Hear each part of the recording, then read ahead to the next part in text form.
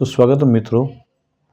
ધોરણ 10ના ગણિતમાં બહુપદી પ્રકરણમાં દ્વિઘાત બહુપદીના શૂન્યો અને સહગુણકો વચ્ચે સંબંધ સ્થાપિત કર્યા બાદ આજે આપણે આ સંબંધ ચકાસવા એક ઉદાહરણ લઈએ. આજનો પ્રશ્ન છે, બહુપદી x2 - 3ના શૂન્યો શોધો અને તેના શૂન્યો અને સહગુણકો વચ્ચેનો સંબંધ ચકાસો. અહીં બહુપદી આપેલી છે x2 - 3. આ બહુપદીના શૂન્યો શોધવાના છે અને શૂન્ય શોધ્યા બાદ તેના શૂન્યો અને સહગુણકો વચ્ચે સંબંધ ચકાસવાનો છે. તો ચાલો શરૂ કરીએ. સૌપ્રથમ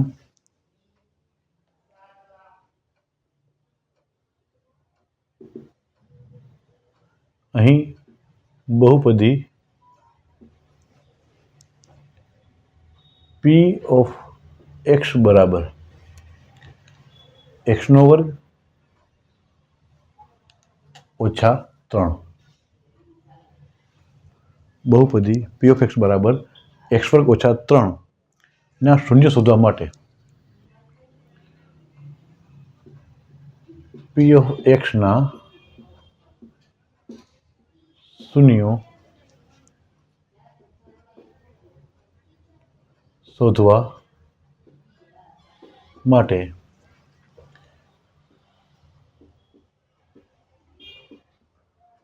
p ઓફ x બરાબર 0 લેતા બહુપદી p ઓફ x નું મૂલ્ય છે x² - 3 બરાબર 0. હવે પદોને ગોઠવીએ તો x² ને લખી શકીએ આપણે x²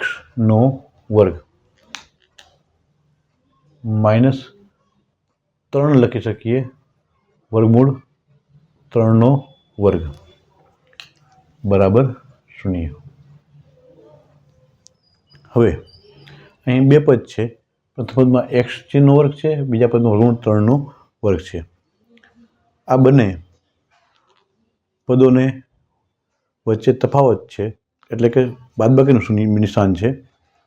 આ જોઈ આપણે એક નિત્યસમ યાદ કરીએ તો નિત્યસમ છે x² - y² બરાબર x + y x - y. જો બે પદોનો વર્ગ હોય અને વચ્ચે તફાવત હોય તો એના અવયવોમાં બે કૌંસ મળે છે. પ્રથમ કૌંસમાં x + y, બીજા કૌંસમાં x - y. આ નિત્યસમનો ઉપયોગ કરી આપણે અવયવ લઈએ તો અહીં બે કૌંસ મળે છે.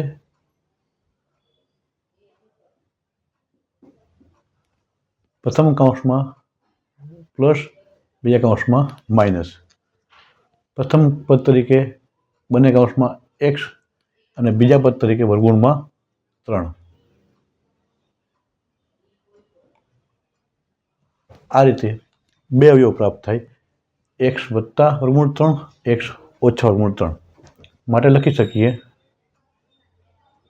x + વર્ગમૂળ 3 બરાબર 0 અથવા x - વર્ગમૂળ 3 બરાબર 0. વર્ગમૂળ 3 બરાબરની જમણી બાજુ લઈ જાય તો માઇનસ થઈ જશે -વર્ગમૂળમાં 3 અથવા -વર્ગમૂળ 3 ને જમણી બાજુ લઈ જાય તો x બરાબર +વર્ગમૂળમાં 3. આ રીતે બે અવયવ પ્રાપ્ત થાય છે, -વર્ગમૂળ 3 અને વર્ગમૂળ 3. તો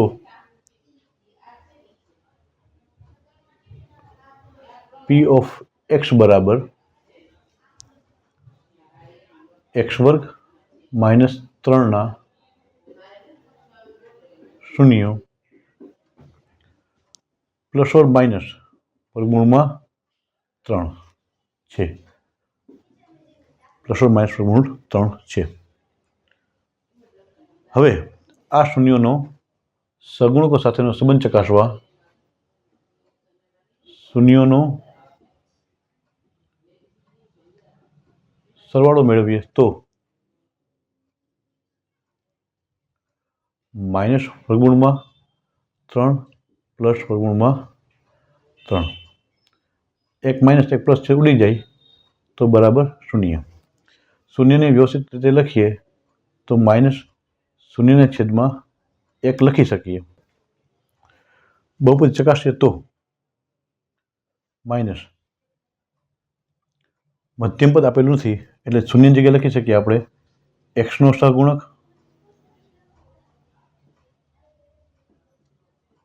જ્યારે એકને લખી શકીએ આપણે એક્સ વર્ગનો સહગુણક.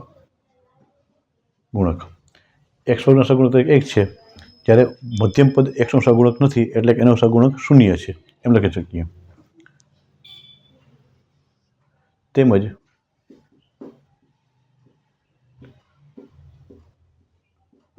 શૂન્યનો ગુણાકાર લઈએ તો માઇનસ વર્ગમૂળમાં 3 અને પ્લસ વર્ગમૂળમાં 3. વર્ગમૂળ 3 ગુણ્યા વર્ગમૂળ 3 એટલે 3 મળશે. માઇનસ પ્લસ માઇનસ મળશે. માઇનસ 3ના છેદમાં આપણે કાંઈ નથી તો આપણે 1 લખી શકીએ.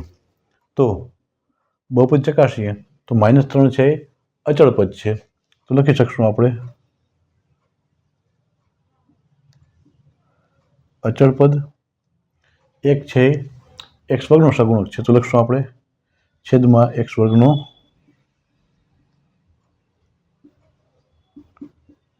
સહગુણક.